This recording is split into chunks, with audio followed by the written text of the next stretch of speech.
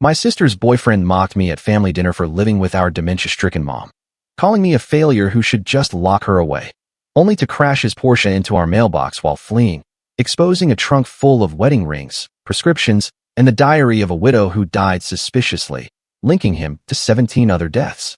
My sister, Erica, always approached our connection as a contest she was determined to win. Growing up, I was the favored child, not by choice, but because I excelled at things parents noticed: good grades, proper conduct, and avoiding accidental fires during science experiments at the dinner table. Erica, 2 years my junior, accumulated participation awards while I gathered actual trophies. The resentment within her grew steadily, like interest on an unrequested debt. So, when she messaged that she was finally introducing her boyfriend of 4 months at dinner, I understood this wasn't merely an introduction. This was her grand occasion, her chance to prove success in an area I hadn't. Finding someone who wore formal attire to casual meals and likely had strong opinions on wine pairings. That evening, they both arrived to find me in my usual spot at the dining table, laptop open, surrounded by the aftermath of a 14-hour coding marathon, dressed in well-worn sweatpants. Mother was already experiencing one of her episodes, and their arrival made her think father had just returned, prompting her to search for him in his old chair. "He's at the store," I gently lied, guiding her to the sofa. 3 years since the funeral. Sometimes a small untruth is the kindest gesture. Then, Bradley appeared. If you could order an investment banker from a catalog, Bradley would be the result. An expensive suit, hair gel that could withstand a gale, and a handshake that seemed personally offended by my casual attire. His gaze swept our living room as if evaluating it for demolition. The remarks began subtly, like insects before they compromised structural integrity. "Still living the dorm life, huh?" He chuckled, observing my laptop setup. "In the professional world, we have things called offices." Erica let out a nervous giggle, the kind that conveyed, "Please, like my family, I need this triumph." During dinner, he analyzed our home like a mediocre online reviewer. The vintage wallpaper mother cherished, the mismatched chairs father had collected from yard sales, the photographs untouched since 2019, all became material for his continuous critique of our somber decor. I clutched my fork, wishing it might spontaneously find its way to his throat if I concentrated hard enough. "No," he stated, carving into mother's carefully prepared roast as if it had personally wronged him. "There's no shame in entry-level employment. I could probably secure something for you at my company. Perhaps the mailroom. One must begin somewhere when you're—" He vaguely gestured at my entire being, between opportunities. Erica's defense emerged as a whisper at a loud concert. "She handles computer-related tasks." The dismissal in her tone stung more than Bradley's smirk. Mother began asking for father again as I helped her with her evening medications. Blue ones for memory, white for anxiety, yellow for the heart that shattered when father passed. Bradley delivered his ultimate judgment. "You know, there are facilities for people like her, professional assistants. Then you could finally organize your life, perhaps experience existence beyond this." He gestured at our kitchen as if it were a prison cell. The room fell silent. Not the comfortable quiet of family meals, but the tense stillness preceding tears or violence. That's when Mother looked up, one of those rare moments of perfect clarity piercing through the haze. She looked at me and said, "Thank you for purchasing this house for us after father died, dear. I don't know what I'd do without you. Your sister is also thankful for you covering her rent. You're the finest daughter a mother could wish for." Bradley's face cycled through the stages of grief in record time. Erica, finally regaining her voice, added softly, "She retired at 25 after selling her application to Microsoft." The immediate retraction began. Suddenly, I was admirable for prioritizing family, and wow, Microsoft. But the damage was done to him. Erica observed him transform from a confident advisor to a stuttering schoolboy. He completely disregarded her presence, dedicating his attention to ingratiating himself with me. I watched as something shifted in her expression. "You should leave," she told him, her voice steady. She stood up, all 5 feet 4 inches of her suddenly imposing. "My sister sends me money when I cannot afford rent. She sacrificed a life in Silicon Valley to care for our mother. And you sat here in the house she acquired, consuming the food she paid for, and labeled her a failure. Now that you know the truth, I suddenly mean nothing to you either." Bradley attempted to twist the situation again, claiming he was merely seeking my advice and that her perspective was absurd. She snapped, "The only absurd thing here is that I brought you to meet the 2 strongest women I know, and I still haven't expelled you for insulting them both." I supported Erica as she pushed him outside. For the first time in years, it felt like we were a complete family once more. Then we heard the collision. Metal on metal, the sound of glass shattering, car alarms creating a symphony of disorder. We rushed to the street to find Bradley's expensive car wrapped around our mailbox and my vehicle. But that wasn't the most shocking part. The trunk of his car had sprung open on impact, revealing something that chilled my blood and made Erica gasp, because what spilled onto our driveway would alter everything we believed about the man she had been seeing. The trunk's contents scattered across our driveway like evidence at a crime scene. A vintage jewelry box had burst open, spilling wedding rings onto the asphalt. Prescription bottles rolled toward the gutter, their labels reflecting the street light. A leather journal lay splayed open near my feet. Bradley crawled toward his car, blood streaming down his face from where his airbag had deployed, moaning something about how those items were not his. I grabbed my phone to dial emergency services while Erica stood motionless, staring at the mess. Bradley's moans shifted to something more deliberate as he propped himself up on one elbow. He looked directly at Erica, his voice suddenly steady despite the blood. He told her I must have planted those things, that I had been pursuing him since they began dating. His eyes fixated on the journal with desperate intensity as I bent to retrieve it. Erica's expression wavered between concern for his injuries and confusion about the trunk's contents. She knelt beside one of the rings, turning it over in her fingers. The engraving caught the light. EW 1962. Bradley's face changed when he saw her examining it. The calculated calm fractured for a moment. A police officer arrived within minutes, a benefit of living in a quiet neighborhood. He first checked Bradley's injuries, then began documenting the scene. When he picked up one of the prescription bottles, he radioed dispatch. The name on the label was Eleanor Walsh, and according to their system, she had been deceased for 6 months, suspected medication error. Bradley's expression hardened at the mention of her name. The officer asked if I wished to provide a statement immediately. I clutched the journal, its leather cover smooth from wear, and told him I was too shaken. Tomorrow would be better. He nodded, focusing more on Bradley's injuries and the accident report. The journal's first visible page had an address written in shaky handwriting. Our address, Mother's address. At the hospital, Erica discovered Bradley had listed her as his emergency contact just 2 weeks after they had met. The intake nurse mentioned he had also used her insurance information without permission, which explained some perplexing medical bills Erica had mentioned receiving. While she managed the paperwork, attempting to unravel what permission she had apparently granted unknowingly, I locked myself in a bathroom stall. The journal was Eleanor Walsh's diary. Her handwriting started strong in the early pages, but grew shakier toward the end. The later entries had margin notes in different handwriting, clinical observations about elderly women choosing to join Harold. The name Harold appeared repeatedly, but without context. I photographed every page with my phone before tucking the journal into my bag. When I emerged from the bathroom, security guards were searching for me. Bradley had convinced the nurse I was his girlfriend's unstable sister who had been harassing him for months. He had already begun crafting his story, portraying himself as the victim of a jealous sibling's vendetta. The guards found me quickly, but Erica intervened, explaining I was with her. Bradley's text arrived on Erica's phone while we sat in the waiting room. He apologized for appearing vulnerable, claimed I had always been envious of their relationship, insisted those items in his trunk were planted. He pleaded with her to believe him. Erica showed me the message without comment, but her hands trembled slightly. During the drive home, Erica finally spoke. She admitted Bradley had known about Mother's dementia before she had ever mentioned it. On their second date, he had inquired how she was managing her mother's condition. She had been so touched by his apparent empathy that she had not questioned how he knew. The pieces were beginning to form a picture neither of us wanted to see. Back at the house, I spread Eleanor's diary across the dining table. Her name was embossed inside the front cover in fading gold letters. I found the final entry dated 3 days before her death. She wrote about how kind B was, how he helped organize her medications. She felt drowsy lately, but B assured her it was normal for someone her age. The margin note in different handwriting read, "Increased dosage as discussed." Mother wandered into the dining room, still agitated from the evening's chaos. She kept asking where Harold was, a name that meant nothing to us. Father's name was Robert, but Harold appeared throughout Eleanor's diary, and now Mother was asking for him. The connection made my stomach churn.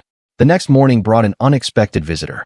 There's something truly odd about Bradley knowing Mother had dementia before Erica ever mentioned it. It makes me wonder how much investigation he conducted on the family before even meeting Erica. Erica's friend, Lisa, arrived in tears, clutching her phone. She had seen the crash photos Erica had posted on social media, and she recognized one of the rings. It belonged to her grandmother, who had passed away 8 months ago. Lisa could not comprehend how Bradley could possess it. He had been so supportive when her grandmother died, even assisting with the funeral arrangements.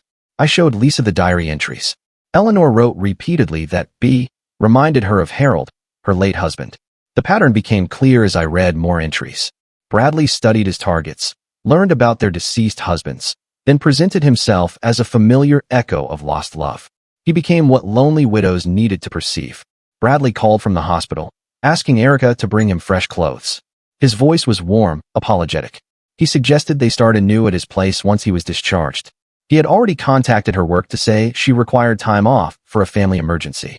The presumption in his voice, the casual control, sent shivers through both of us. I checked my online shopping account on a hunch. Erica knew the password. We shared most streaming services. The search history showed queries for elderly care books, dementia management guides, and power of attorney forms, searches I had not made. The timestamps showed activity over the past 3 months, well before that dinner. The police officer arrived to take my statement. He seemed sympathetic at first, taking notes about the diary and the prescription bottles. Then Bradley's lawyer appeared. Apparently, Bradley had retained legal counsel and filed a restraining order against me. The officer's demeanor shifted.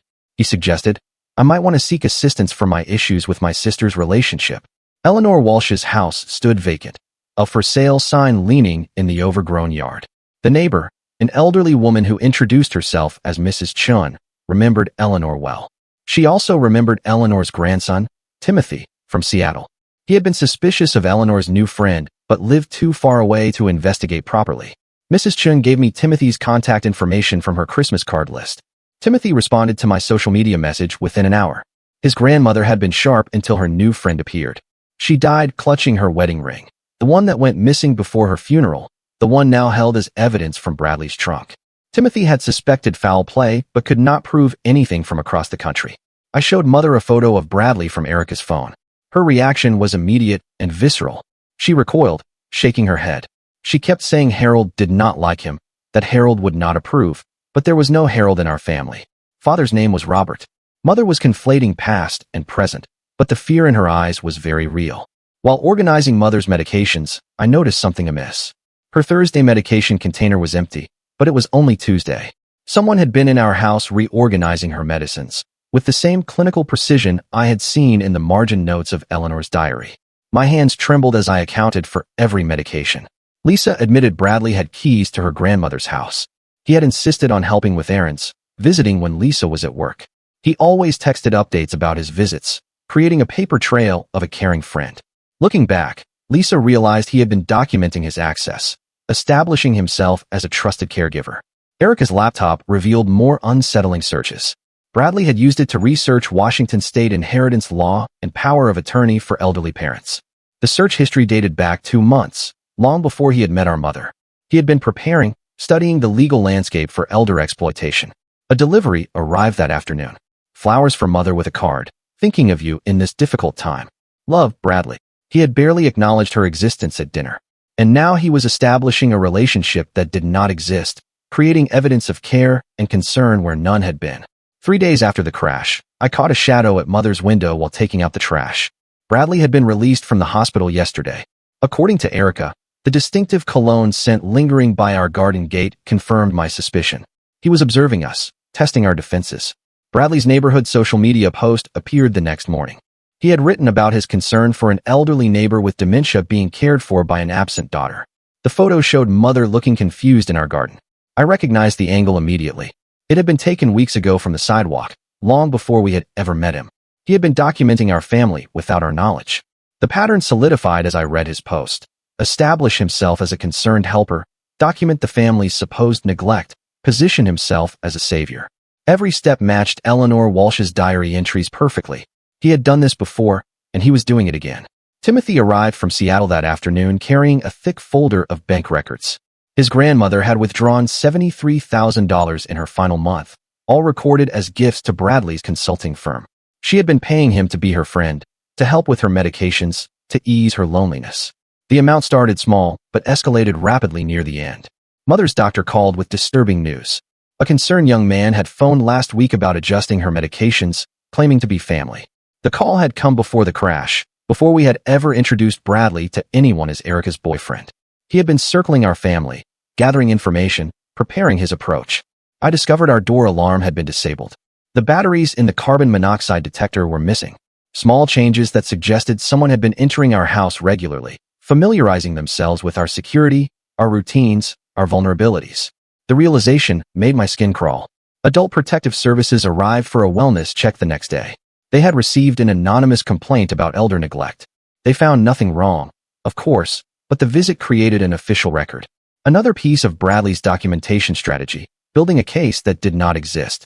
3 neighbors stopped me over the following days with similar stories. Bradley had been walking our street at odd hours since last spring, about 8 months ago. He always had plausible excuses, looking for a lost dog, meeting Erica, checking on elderly neighbors. He had mapped our entire neighborhood, learned everyone's routines, identified his targets. The senior center director confirmed my worst suspicions.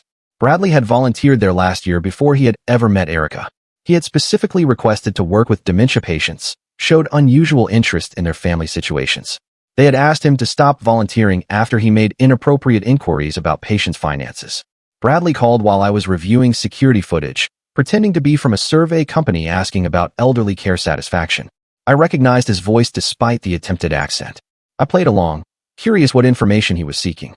He asked detailed questions about Mother's daily routine, her medication schedule, her moments of clarity. Mother had one of those moments while I was on the phone with him. She remembered the man from the center who had asked about Robert, about our family situation, about her condition. Bradley had been studying us for over a year, long before that dinner, long before Erica thought she had met him randomly at a coffee shop. Erica made a horrifying discovery while checking her car for a strange noise. A GPS tracker was attached to the undercarriage. Another was sewn into the lining of her purse, hidden in a decorative charm Bradley had given her as a thoughtful gift. He had been monitoring both our movements, knowing where we went when we left Mother alone. Our security camera captured a figure testing the new locks at 3 in the morning. The infrared footage was too degraded for positive identification, but the height and build matched Bradley's. The figure had the same distinctive limp from the crash. He was escalating, growing bolder, more desperate. Bradley's text to Erica shifted from apologetic to threatening. He sent photos of them together with disturbing poetry about love betrayed and consequences for abandonment. The manipulation tactics were failing, so he was dropping the facade, revealing the predator beneath a polished exterior. Lisa discovered her grandmother's missing jewelry while helping clear out Bradley's apartment. He had given her a key months ago, claiming he needed someone to water his plants during business trips. The jewelry was hidden in his closet wrapped in tissue paper. He claimed Eleanor had wanted him to have these items, but could not explain why they were concealed. Eleanor's diary revealed the full extent of his deception. She had met Bradley at a grief support group where he claimed his husband, Harold, had died, the same name Mother kept mentioning. Timothy's research confirmed no one named Harold had died in their area that year. Bradley had invented a deceased husband to mirror Eleanor's loss. Only 2 people still supported Bradley, his lawyer and, surprisingly, Diane from Erica's book club. He had been secretly texting her, promising to explain everything, suggesting they could start fresh together. Even while stalking our family, he was cultivating backup options, other potential victims. I found Mother's life insurance policy in our recycling bin. Someone had tried to change the beneficiary to Bradley using forged signatures. The insurance company had rejected it due to inconsistencies in the handwriting. He had been attempting for months to position himself as her beneficiary, planning for her death before he had even met her. Erica moved back home that night. We installed new locks, added more cameras, created a schedule so Mother was never alone. Bradley's texts to her escalated, raging about ruining his life, about ungrateful women, about consequences. Bradley turning his own grandmother's grief support group sob story into a copycat scheme for Eleanor is peak villain efficiency. Why write new material when you can just recycle the same dead Harold everywhere like some twisted franchise operation? The sisters who had competed for years were finally united in protecting their mother. While reviewing family photos, we found evidence of Bradley's long surveillance. Pictures from last year's memorial service for Mother's friend showed him in the background studying the grieving families, selecting his next targets. He had been hunting at funerals, grief support groups, senior centers, anywhere vulnerable elderly people gathered. Despite online forums urging us to gather more evidence through questionable means, I chose legal channels. We documented everything properly, built a legitimate case focused on protecting Mother rather than pursuing vigilante justice. Every text, every sighting, every piece of evidence was carefully preserved. Bradley appeared at our house with a police officer claiming he needed to retrieve belongings he had left behind. He could not specify what items, revealing he was fishing for an excuse to enter our home. The officer noticed his lies did not align. His story kept changing. Bradley left empty-handed, his frustration visible. Timothy's lawyer made a crucial discovery. Eleanor's original will was in her safety deposit box, leaving everything to Timothy. The will Bradley had tried to execute was signed when Eleanor was heavily medicated, barely conscious. The signature was shaky, witnessed by people who did not exist. Another forged document in his pattern of exploitation. Diane finally saw the truth when she visited and found Bradley parked outside our house at 2 in the morning. He claimed he was worried about Erica, but his obsession was obvious. Diane realized she had been groomed as another victim, another lonely woman he could exploit. She joined our growing network of his targets. The pattern became undeniable as I mapped Bradley's movements. He targeted widows within walking distance of each other, all with dementia, all with valuable homes. Mother's house sat at the center of his hunting radius. He could visit multiple victims in a single day, maintaining his careful documentation of their decline. Erica's therapist provided crucial evidence. She had started seeing her for family issues months ago, and Bradley had repeatedly tried to accompany her to sessions. He had attempted to insert himself into her treatment, gather information about our family dynamics, learn our vulnerabilities from a professional source. During a confrontation at the grocery store, Bradley made a critical error. He mentioned father's medication regimen, specific substances and dosages that he should not have known, information that revealed he had researched our family extensively, possibly accessing medical records long before meeting Erica. Former coworkers reached out to Erica after hearing about the breakup. They shared concerns they had kept quiet about Bradley's controlling behavior, his questions about her family's finances, his interest in her mother's condition. He had been isolating her from support systems while gathering intelligence. Bradley's harassment became increasingly sloppy. Calls from different disposable phones with poorly disguised voices, text messages from various numbers with similar writing patterns. His desperation was showing as his carefully constructed plan fell apart. The predator was becoming prey. The hospital's volunteer coordinator revealed another piece of the puzzle. Bradley had applied to work with terminal patients last year, but was rejected after background concerns. He had been trying multiple angles to access vulnerable families, rejected from one program after another until he had found other ways in. Rather than pursue revenge, I focused on securing mother's safety. We upgraded all security systems, arranged rotating care schedules with trusted neighbors, created multiple layers of protection, community defense rather than solo vigilance. The neighborhood rallied around protecting its vulnerable members. Lisa, Timothy, and 3 other families Bradley had approached formed an informal support network. We shared information, compared tactics, protected our elderly relatives. His hunting ground evaporated as word spread. Elderly residents at Mother's Senior Center warned each other. Families compared notes. His reputation preceded him now. Bradley's attempts to infiltrate my workplace failed when coworkers recognized him from security alerts Erica had distributed. He tried to gather information about my schedule, my income, my vulnerabilities. Instead, he had revealed his desperation to anyone watching. The legal review brought mixed news. Eleanor's medicated will was clearly invalid, but criminal prosecution would be difficult without more concrete evidence. Civil suits were the only option. The system that should protect the vulnerable had loopholes Bradley had studied and exploited. Mother's agitation increased as Thursday approached. She kept mentioning the day with visible fear, though we could not understand why. Then Timothy revealed Eleanor's diary showed Bradley always visited on Thursdays, the same day Eleanor had died. Mother's fragmented memories were trying to warn us. Bradley left a voicemail that dropped all pretense.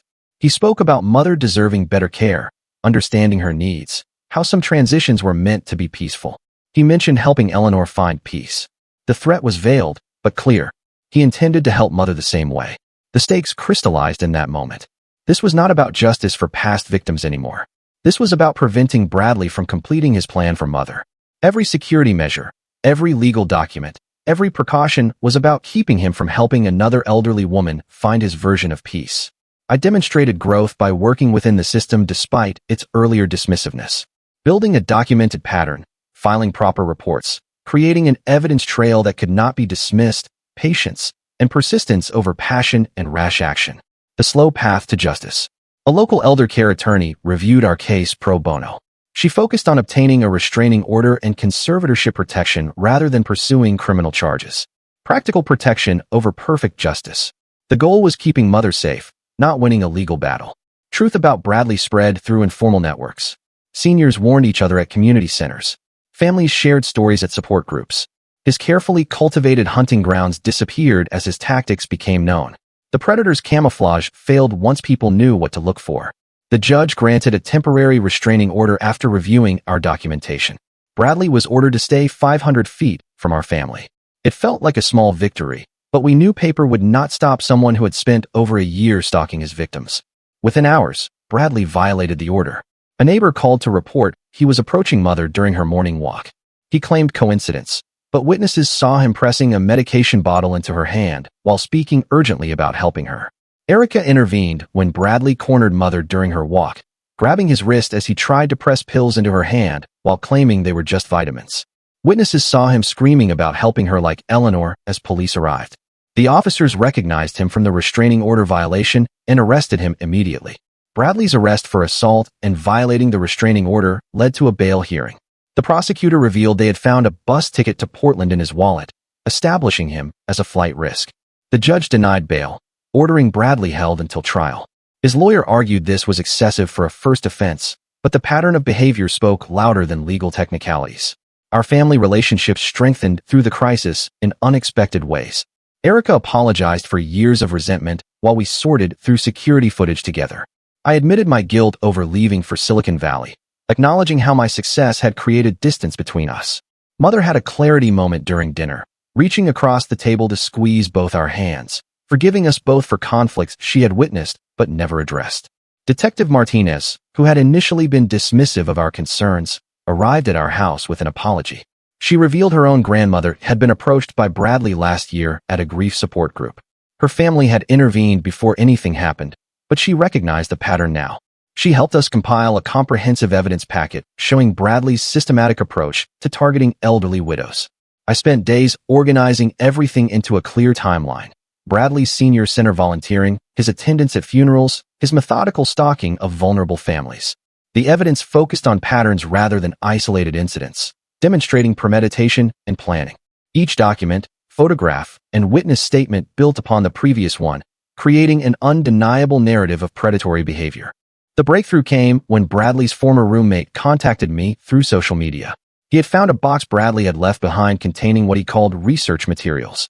The box held printouts about elderly exploitation techniques, medication interactions that could mimic natural decline, and legal loopholes in elder care laws. The roommate had kept it thinking Bradley might want it back, but our story made him realize what he had been storing. Timothy testified at the preliminary hearing about his grandmother's final days. He revealed Eleanor's last words were a plea not to let Bradley hurt anyone else, suggesting she had known what he had done, but was too medicated to articulate it clearly. The judge listened intently as Timothy described his grandmother's rapid decline after meeting Bradley, the systematic isolation from family, the escalating medication doses. Bank forensics revealed the full scope of Bradley's activities. His consulting business account showed regular deposits from elderly women across 3 counties over 2 years. Timothy's grandmother, Eleanor, actually warned about Bradley with her last words. That detail seems awfully convenient for building this case right now. Makes me wonder if Timothy's remembering things differently now that he knows what Bradley was doing to other families. The amounts were carefully calculated to stay below reporting thresholds, usually between $2,000 and $5,000 per transaction. 17 different victims had been identified so far, though investigators suspected there were more. The search of Bradley's apartment after his arrest yielded damning evidence. Police found a collection of obituaries with widows' names circled in red ink. Sticky notes attached to each one detailed property values, insurance policies, and family dynamics. One folder labeled Prospects contained information about 6 elderly women in our neighborhood, including Mother. Each profile included their daily routines, medication schedules, and relationship status with their families. The community response exceeded our expectations. 17 families came forward after learning about Bradley's arrest, sharing their experiences with a charming young man who befriended their elderly relatives. Most had dismissed small concerns as paranoia, only recognizing the pattern in hindsight. Support groups at 3 senior centers began discussing predatory behavior, teaching members to recognize warning signs. Bradley posted bail using funds from his business account, arguing successfully that the money represented legitimate consulting fees.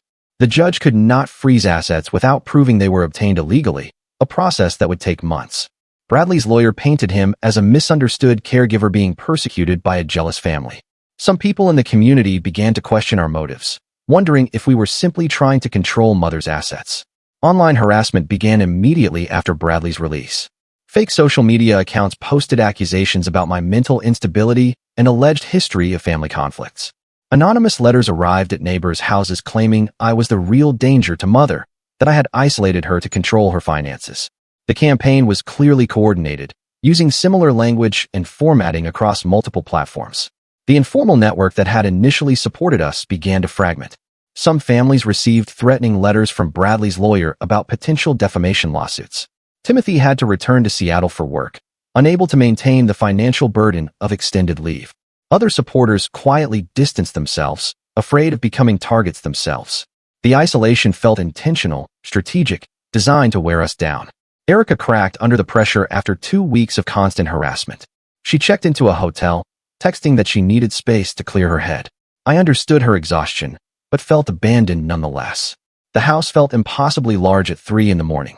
Every creak, potentially Bradley testing our defenses. Mother's confusion increased with Erica gone, repeatedly asking where her younger daughter was. The prosecutor called with a difficult choice. They could pursue attempted murder charges based on the syringe incident, but conviction was unlikely without proof of what the syringe contained. The plea deal option would guarantee Bradley serve time, but for lesser charges, 7 to 10 years for elder abuse and assault with lifetime registration as a vulnerable adult abuser. It felt like settling for crumbs when we deserved the whole loaf. I spent sleepless nights weighing our options. Perfect justice through a trial that might fail, or guarantee protection through a compromise. The inheritance money from selling my application could fund an extended legal battle, but that would mean depleting the resources I had saved for Mother's long-term care. Every choice felt like a trap Bradley had set, forcing us to choose between justice and security. The decision crystallized when I found Mother in the kitchen at dawn, trying to make breakfast for Father. She had forgotten he was gone again, setting his place at the table with shaking hands. This was not about winning or losing anymore. This was about ensuring she could live her remaining years in peace without fear of predators circling her vulnerability. I chose the plea deal, committing our resources to Mother's protection rather than Bradley's prosecution. The decision triggered his final desperate moves, revealing how accurately we had assessed the threat. He could not accept losing control, could not tolerate his carefully constructed plan falling apart. His response would prove everything we had claimed about his dangerous obsession. Bradley broke into our house while I was at the lawyer's office finalizing the plea agreement. Mrs. Chin next door heard glass breaking and immediately called emergency services. Police arrived to find Bradley in Mother's room with a syringe filled with clear liquid. He had been seconds away from injecting her when they burst in. Mother was found hiding in her closet, terrified but unharmed. The interrogation revealed Bradley's delusions in full detail. He insisted he had been helping elderly women find peace, that they begged him to ease their suffering. He spoke about being an angel of mercy, chosen to guide confused souls to their eternal rest. The detective noted his complete disconnect from reality, his inability to recognize his victims as anything more than projects to be completed. Investigation into Bradley's background uncovered his full name, Bradley Harold Thompson. He had been using his middle name to manipulate elderly women who had lost husbands, presenting himself as a familiar echo of their deceased loves. His father had died in a nursing home 5 years ago under circumstances that suddenly seemed suspicious. The facility had noted unusual medication changes in his final weeks, but no investigation had occurred. Erica returned with evidence she had been gathering during her apparent retreat. She had worn a recording device to a secret meeting with Bradley, where he had confessed to helping angels find peace. Her courage in facing him alone, building the evidence we needed, showed strength I had not recognized before. The recording captured his admission that some transitions were meant to be peaceful, that he had helped Eleanor and others find rest. The prosecutor amended charges based on the new evidence, but murder charges remained unlikely without bodies to exhume and examine. The plea deal evolved to include 3 counts of elder abuse, 2 counts of assault, and 1 count of attempted poisoning. Bradley would serve 7 to 10 years minimum with lifetime monitoring and registration as a vulnerable adult abuser. It was not perfect justice, but it was certain protection. At sentencing, Bradley maintained his victim narrative. He claimed our family had conspired against him, that we had hidden Father's suspicious death. Medical records quickly disproved this, showing Father's natural decline from heart disease. Bradley's final manipulation fell flat, revealing him as a desperate man grasping for control he had forever lost. His attempt to represent himself and cross-examine Mother backfired spectacularly. She looked directly at him during one of her clear moments and stated firmly that he was the bad man who hurt Eleanor. The courtroom fell silent at her clarity, her ability to name his crime despite her condition. Bradley's mask finally slipped completely, showing rage at being exposed by someone he dismissed as incompetent. The verdict brought relief without celebration. 7 years minimum before parole eligibility. Lifetime restraining orders for our family and 17 others. Mandatory registration as a vulnerable adult abuser. The judge noted the disturbing pattern of predation and obsession with controlling elderly women's deaths. Justice tasted like ash in our mouths, necessary but joyless. Bradley began serving his sentence at the state correctional facility. His letters proclaiming innocence arrived weekly until we had them returned unopened. His power to manipulate through words was finally contained behind concrete walls and steel bars.